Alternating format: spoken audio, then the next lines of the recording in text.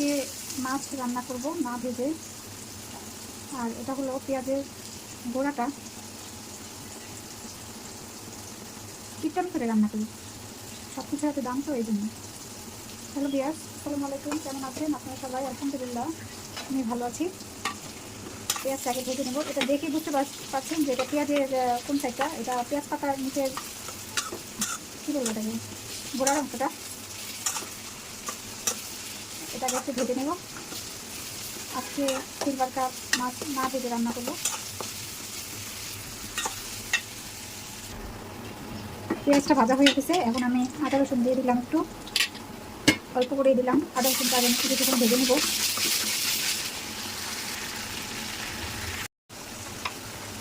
হলুদ গুঁড়ো, মরিচ গুঁড়ো, ধনে গুঁড়ো। আমি মাছে জিরা দিব না, জিরা দিলে দেওয়া যায়। আজকে অবশ্য জিরা গুঁড়া নাই, তাই আজকে জিরা গুঁড়া ছাড়াই রান্না করবো।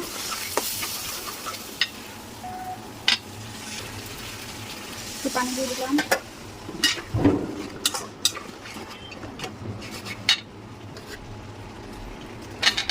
আলু দিয়ে দিলাম। এখন এটা আর কিছুক্ষণ ভালোভাবে কষিয়ে নেব। আর আলুটা আজকে গোল গোল করে কাটছি, শীতের দিনে আলুটা গোল করে কাটলেই ভালো লাগে, খেতে পাতলা পাতলা করে।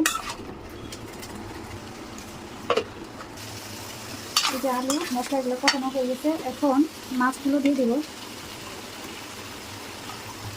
আজকে মানুষ কম, তাই অল্প মাছ।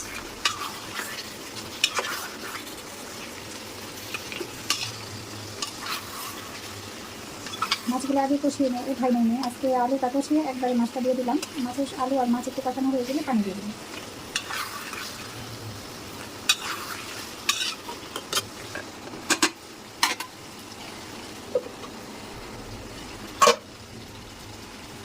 এখন পানি দিয়ে দিব।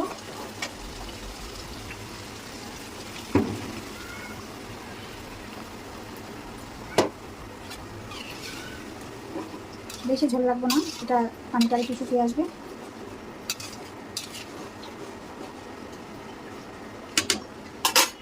আর এখন এই পেঁয়াজ পাতাটা দিয়ে দেব।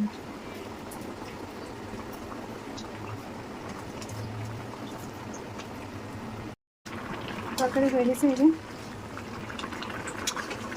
এইভাবে আমার দাদি রান্না করতেন। কাঁচা মাছ, এটাকে কাঁচা মাছ বলে, মানে ভাজা না ভেজে যেটাকে, যে মাছগুলো রান্না হয় সেটাকে কাঁচা মাছ বলে। এখন ওপর দিয়ে ধনেপাতা ছিটিয়ে দিলাম। কেমন হয়েছে বলেন তো, কমেন্ট করে জানাবেন। আল্লাহ হাফেজ।